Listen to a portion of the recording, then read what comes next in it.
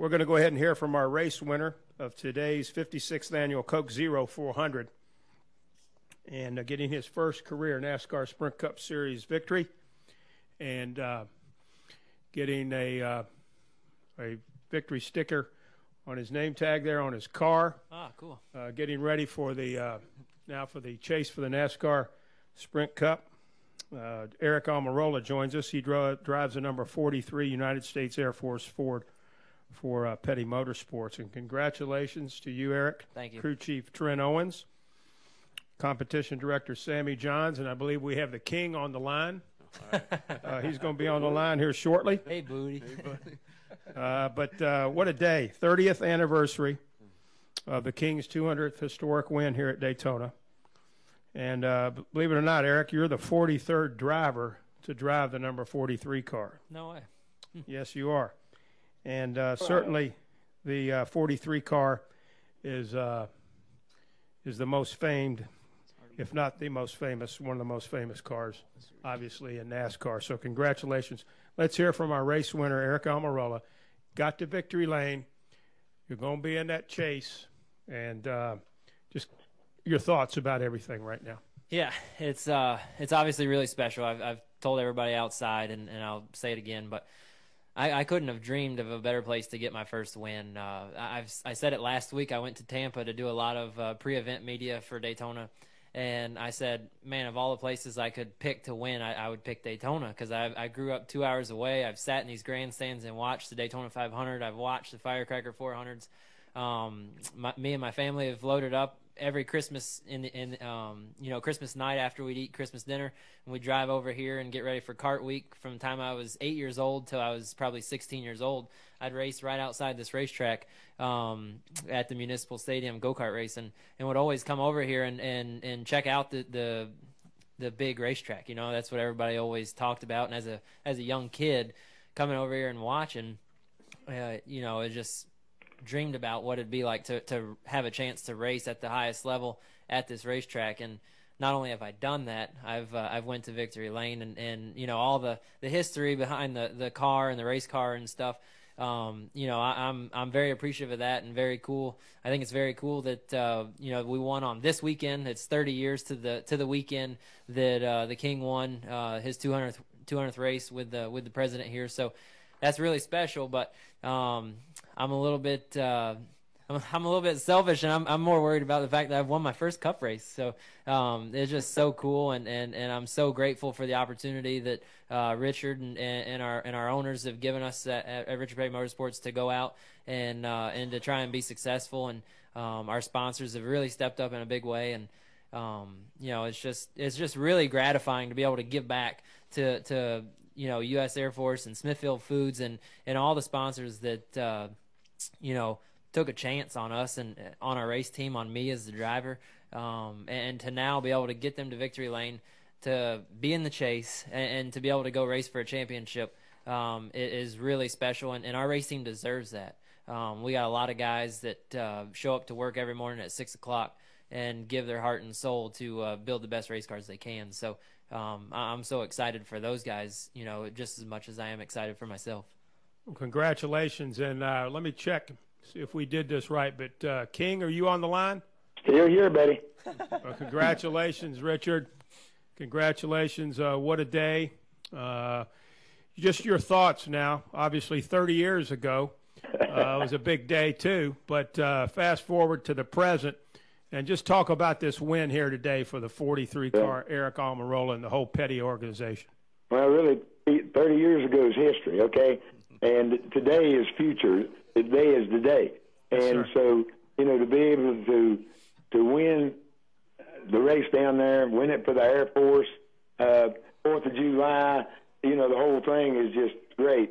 And I just feel so good for the crew. They've been worked. They're like everybody else. They work hard. They've done this deal. We've had so many disappointments. And finally, it rained on us, but it rained on us at the right time, okay? So overall, it's just a great day for us. And then, we had Marcos get through 2 or 3 wrecks, and he got in a wreck or two and still wound up 10th. So, Richard Petty Motorsports had a pretty good day. Congratulations. Let's hear from Crew Chief Trent Owens. Certainly, Trent, your stomach must have been in knots out there most of the afternoon.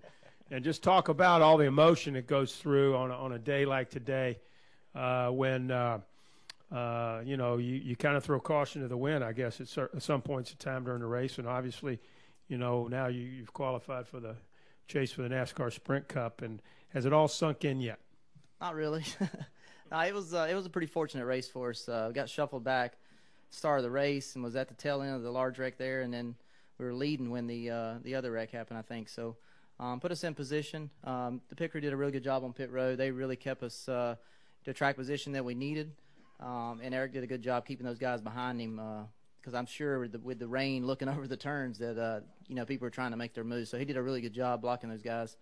So yeah, it hadn't sunk in, but it's just cool to be working at this level as a crew chief. There's not a lot of people that get to say that, and to be on the 43, to be in victory lane here in Daytona in July, it's really special. And I enjoy working with Aric, so it's going good. And we're going to try to build some momentum for this chase thing. Congratulations. And Sammy Johns, congratulations to you. I see you week in and week out at the racetrack.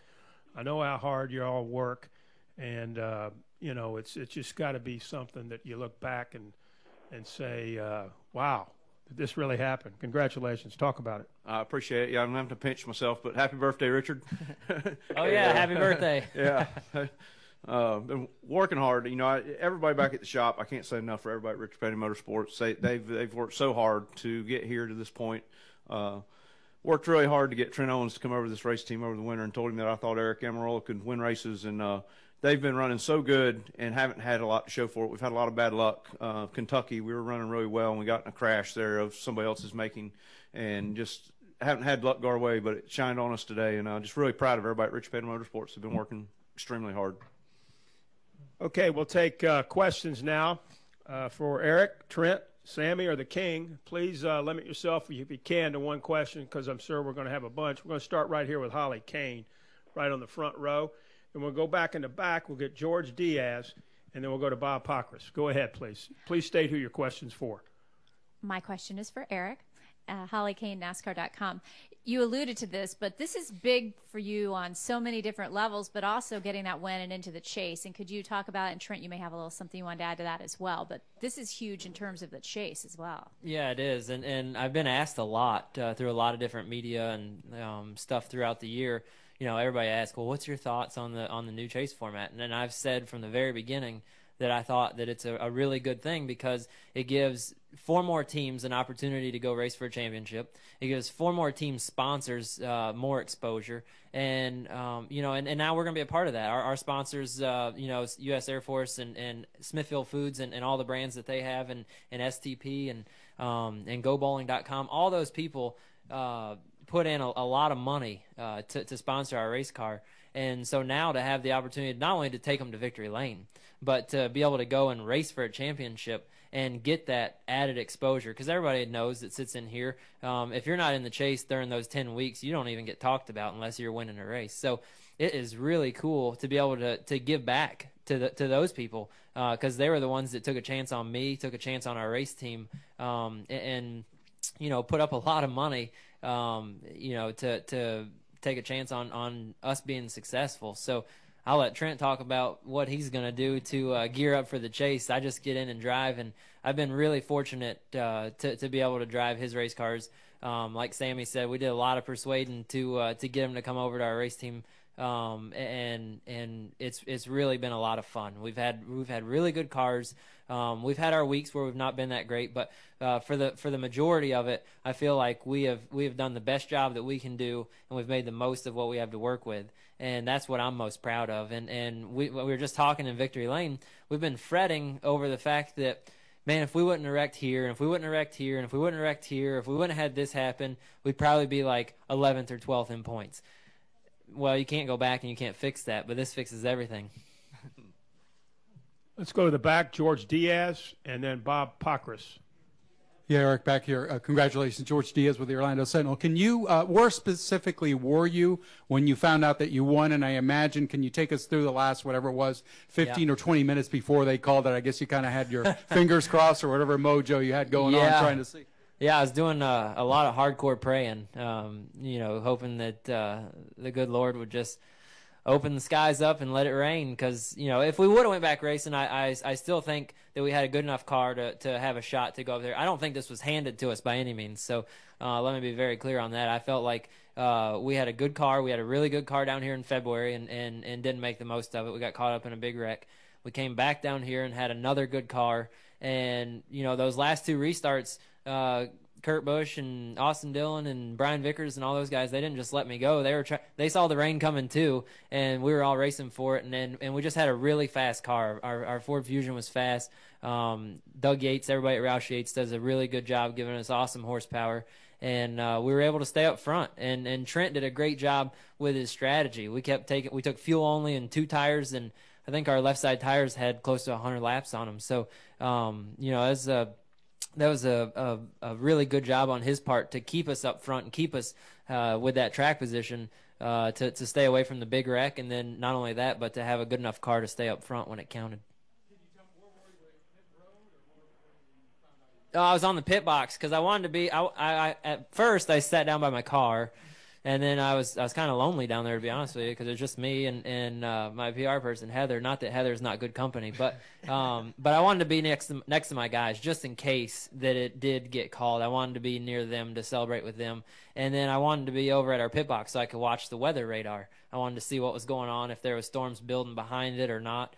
So I walked down pit road, which we were down towards stall 43 or whatever. So and we were parked down near stall 1. So I had a long walk down pit road, and I sat up there on the pit box and just waited like everybody else, like all the fans, like you guys, just waited to see if it was going to clear out and we were going to go back racing, or if it was just going to rain and they were going to call it. So, I just sat there with a lot of anticipation, and me and Trent were we're really hoping that it would rain so we could just hurry up and go to victory lane. Let's go to Bob Pockris, Don Coble, Chris Knight, and then we'll go upstairs. We've got several. Bob Pockris, Sporting News. Aric, you were like 4 months old when that 1984 race happened. Yeah. I was curious, do you have any idea, like, when you first, learned about kind of the history of that 200th win of Richards? Well, as I got more involved in the sport, and then obviously once I got the opportunity to come drive the 43, obviously you learn a lot more. You get to listen to RP and Dale Inman and those guys tell stories. The learning curve is very steep when you sit around those guys, because they have lots of stories, let me tell you. So you learn about all that history. But I knew, obviously, growing up as a kid, everybody knows who Richard Petty is. Everybody knows who the King is. I was 8 years old when he ran his last race at Atlanta in 1992, and I vividly remember sitting on the couch watching that race at Atlanta, and watching him run his last race, and watching the reception that he got from the fans and the crowd, and thinking how cool that was, and how much he was going to be missed by the sport. But he didn't give it up. He's still, from 1992 till today, he's still come to the racetrack pretty much every weekend.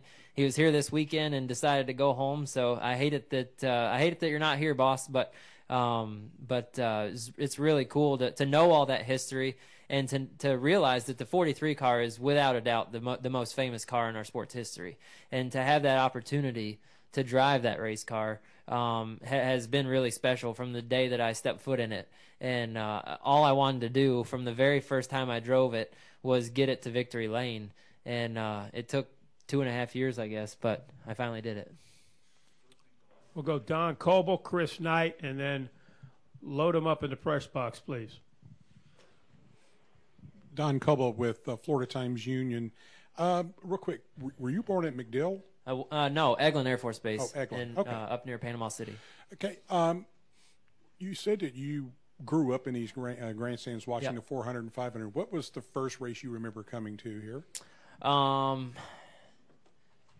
The first race that I vividly remember coming to, I sat in the grandstands and watched the yellow Kodak number 4 car. I don't even know who was driving it at the time, but I watched him go around the racetrack 20 car lengths in front of everybody else. And I remember his car sounded different than everybody else. Was it Sterling? So it was Sterling.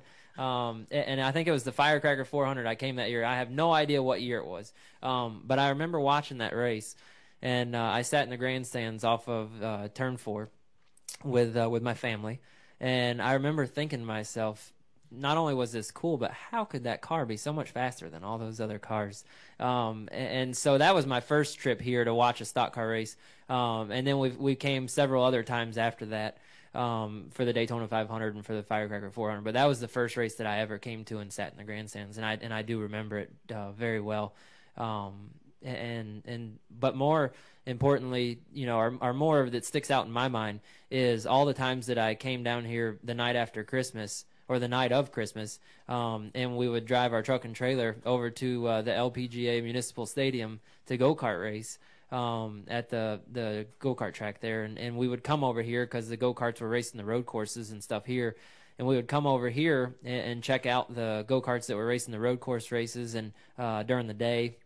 And I would just look around and look at how big and massive this place is, and just could envision the you know, the excitement and the hype and stuff of what it would be like to be a driver with, you know, all hundreds of thousands of fans sitting in the grandstands and stuff.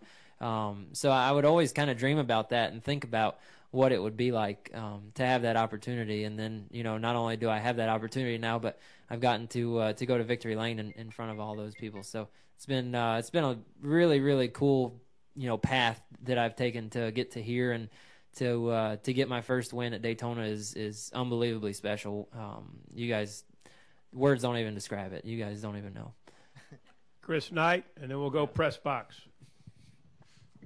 Chris Knight, CatchFence.com. For Trent, can you elaborate what this win means to you, knowing your connection with the Petty family and coming over to the team during the offseason? Yeah, you know, any Sprint Cup win is huge. Like I talked about before, just to be in this garage working is an accomplishment and something you work very hard to try to get an opportunity. I'm very thankful for the opportunity I've been given on the 43 car. Obviously, being a family member, it's a number that I grew up with. I grew up watching. You know, the King provided me work during the summers when I was in high school to learn the ins and outs of racing. Me and Dale fought quite a bit, so that was good. But you know, it feels like home. To come back, it was a very comforting transition from Nationwide to Sprint Cup with the 43 car, and these guys did a really good job of through the interview process and making sure I made the right decision, and I feel like I have, and I'm enjoying it, and this win will be hard to top, probably ever, to be honest with you. Let's go to the press box. I believe we have 3 in the queue. Go ahead, press box. This is for Richard Petty, Ed Hinton, ESPN.com. Richard. Yes, sir. You just said a while ago that today is future, and the future probably looks brighter for the 43 than in a long time. My question is, were there times that you wondered if the 43 would ever be in Victory Lane again?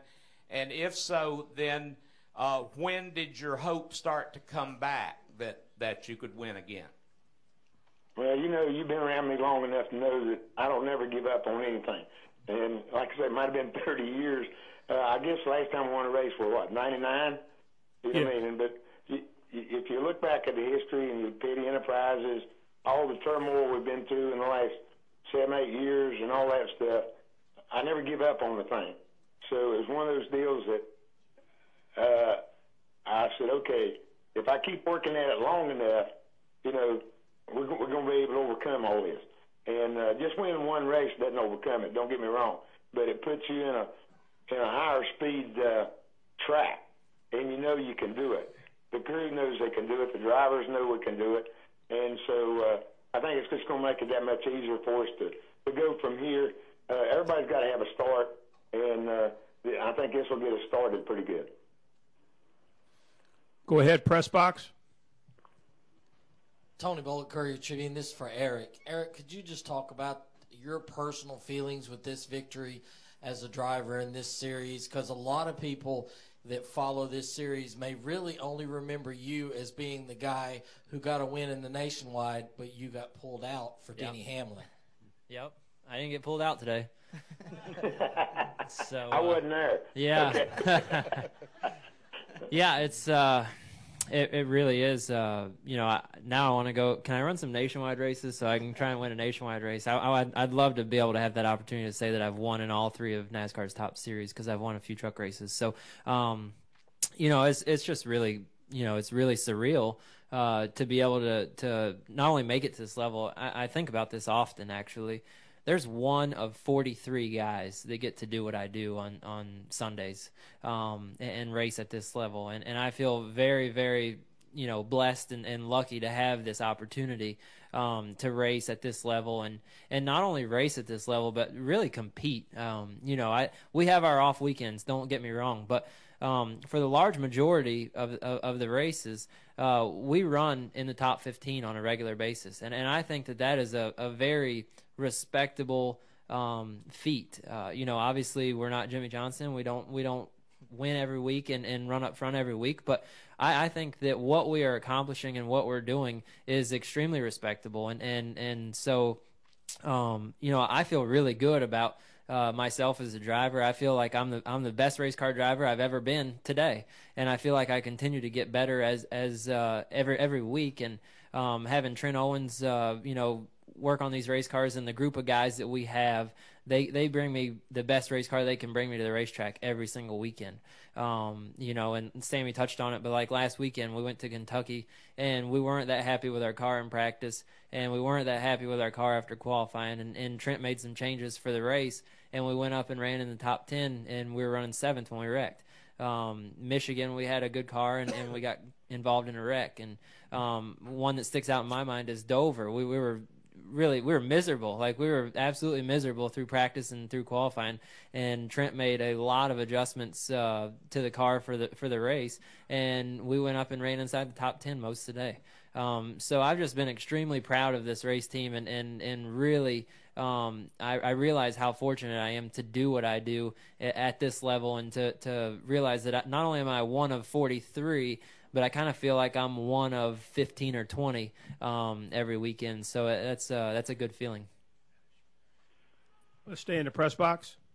Jeff Gluck from USA Today. This is for Richard. Richard, I hope you can hear me. Yeah. Okay, good. What were you doing during the race? Did you just watch it on your couch with some potato chips? And what did you do when you won? Did you do any cartwheels or anything like that? No, not really. I'm sitting here reading the paper, reading the funny papers, and watching the race, and then they'd stop a while, then they'd run a while, and I said, I guess I'm glad I'm not there. But I get so aggravated with the way the restrictor plate races run. And, then it rained, and then I was hoping it'd rain some more, and sure enough it did. So we're getting ready to go out and celebrate. Got all the family here, so that's a big part of it all. And we just left down there this morning. The sun was shining, everything was pretty, so we sent the rain down there. Thank you. We're going to go one more question in the press box, and we'll come back downstairs to Matt and then over to Stan. Godwin Kelly with the News Journal.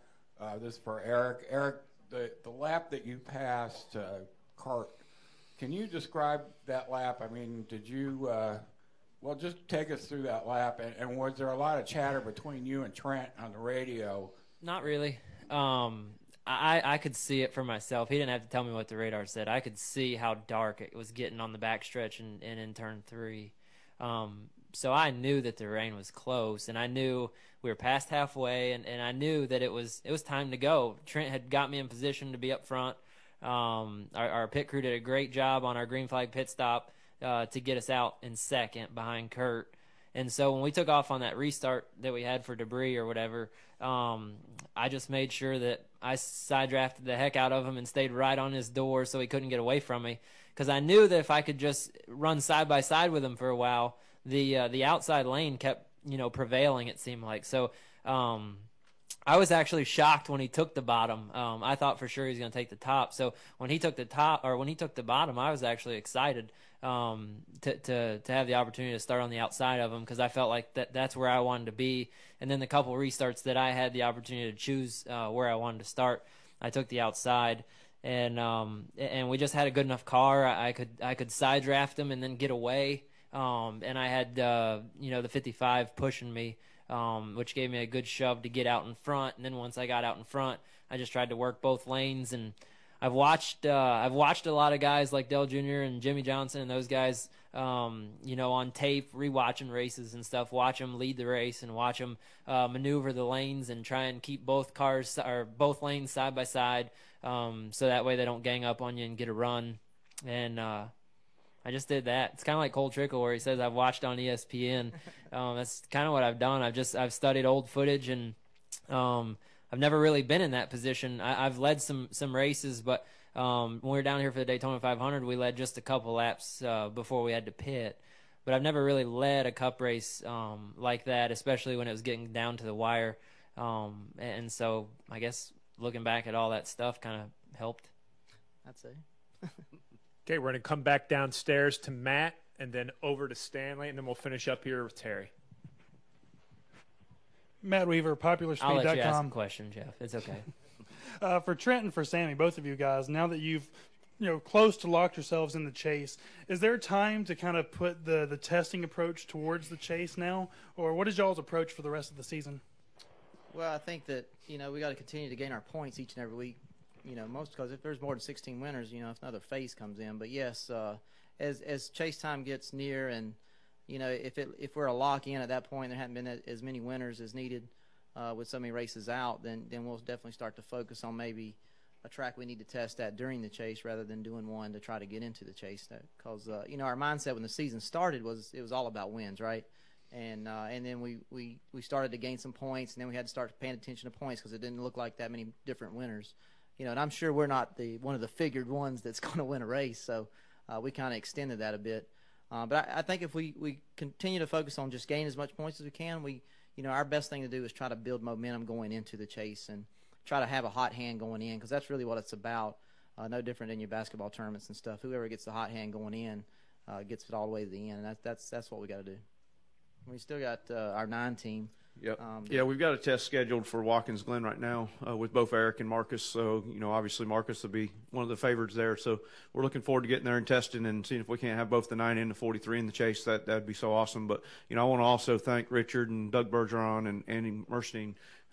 They upped our testing budget this year. They came to me and said, what do we need to be better? And we've tested more this year than we've ever tested as an organization. And Richard, I'm going to be hitting you up for some more. If you keep doing this, you'll get it, okay? Yeah. 10-4. Y'all heard it. Hi, Stan Creekmore with RPMTonight.com over in the other corner. Trent, this is actually for you. You get to celebrate a little bit right now. What happens tomorrow morning? Does it all turn direction, and does this put even more pressure on you as a crew chief? I hope not. No, it's definitely a day of celebration, but this sport is you have to have a passion for it. It's a 7-day-a-week job. If there was 8 days a week, it'd be an 8-day, but you have to have a passion for it. Tomorrow it's back in the game, trying to get the cars prepared for New Hampshire, and we participate in the tire test at Richmond on Tuesday, Wednesday. So we still have work to do, but at least right now we're stopping the clock and going to celebrate tonight, and then I'm sure we'll have some nice lunches and stuff. But no, it doesn't really add any more pressure. It really probably hadn't sunk in for me that I actually got a win as a crew chief in the Cup Series, but I think now we just try to get some more. Let's go to David here, and then we'll come over here to Terry to wrap it up. David Caravella, NASCAR.com. Aric, I know this is big for you, but from talking to you in the past, I get the impression you've been very aware of the number 43 cars skid going back to 99, how you kind of wanted to be the guy to end that. And Yep. you've sort of almost accepted that burden on yourself. Can you Yep. talk about how you've handled that and sort of how much you wanted to be the guy to do this? Well, in 2012 when I came here, Richard Petty Motorsports was on the rebound, if you will, and had been through some turmoil and came out of that. And like Richard just said, he wasn't going to give up on it. He was going to see it through and get the race team back to where it needed to be competitive. And I was so grateful that they thought that I could be the guy that could contribute to that and could help get the 43 car back to where it needed to be and to get the 43 car back to victory lane, more importantly. And Sammy believed in me, and Richard and the owners, Andy Murstein and Doug, and everybody just, rallied behind me, and I did. I took that burden on myself. Everybody always asked me, like, oh, how much pressure is it to drive the King's car and all that stuff, and to be honest with you, there's nobody that can put any more pressure on me than me, because I want to win for myself. I don't want to, I know it sounds terrible, but, it's more about winning so that I can feel a sense of accomplishment more than just winning to give Richard Petty another win. He's won enough races. So just to get, to victory lane and to get this race team to victory lane after all that they've been through, and to get this 43 car back to victory lane, that was the challenge that I kind of put out in front of myself and said, okay, if I'm going to go drive that 43 car, I don't want to hear about the last win being John Andretti at Martinsville in 1999. I want people to remember the last time the 43 car won was whenever we win. And so now going to New Hampshire next week, everybody's going to talk about the last time the 43 car won was Sunday in Daytona. Terry Sabiston, WNDB Racing 1150 here in Daytona. First off, congratulations, Richard and Aric, the whole 43 team. Just to put the 43 back in victory lane at Daytona, do you think that you have that is so special in itself, but do you think you had something special to get there? Was it Richard's attitude? What was it? I mean, what is it? It's his long finger. He pokes really hard. Yeah. No, it's I don't know. You can think of it however you want. People call it the racing gods or what have you, but everything just looked out for us. The good Lord was looking out for us, and Trent and the guys gave me a good car. And I mean, you can't do it all on luck. Obviously we won today, and it was a rain-shortened race, but we had a good enough car to be up there to outrun and to pass Kurt and to stay in front of the 55, and there were some really good cars behind us. So I think that when you look back on the race, it's cool to come in here and talk about 30 years to the date. 1999 was the last win. I was 4 months old when Richard won 200th race. Like, all that stuff's cool to talk about, but like Richard says, it's about now. We don't sit in a holler and think about, oh man, how cool would it be to win this weekend because it's been 30 years to the date. We think every weekend we show up to the racetrack, we think, what are we going to do to win a race? And that's our mindset. So I don't know if that's the answer you were looking for or not, but that's kind of how we go about it. And so today it just worked out. Whether it worked this weekend or next weekend at New Hampshire or whenever, I'm just glad that we got this 43 car back to victory lane.